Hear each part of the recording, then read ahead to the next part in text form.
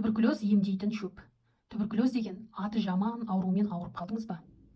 Больницаның удай ащы дәрілерін ішіп, ағзаңызды әбден уладыңыз ба?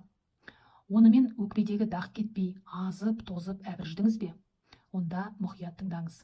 Туберкулезден 100% айығатын, иммунитетіңізді көтеретін шөпті таптым дей беріңіз.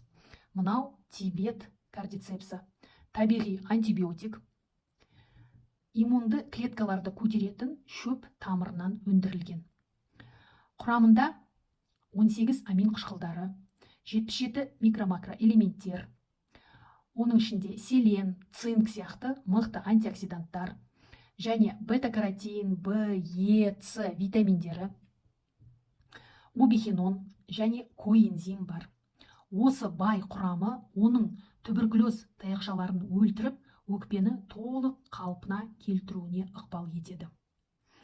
1200 жыл тарихы бар Тибет шөптері трактатында кардицепсті өкпені жұмсартатын деп сипаттама берілген. Бұл кардицепсті 3-9 ай ішіп, өкпе туберкулезінен толық жазыласыз. Құтысы 20 000 теңге. Ішінде 100 капсула бар. Қазпочтамен кез келген жерге жеткізу бар. Сатып алу үшін профильдегі WhatsApp номеріме кардицепс сатып аламын деп жазыңыз.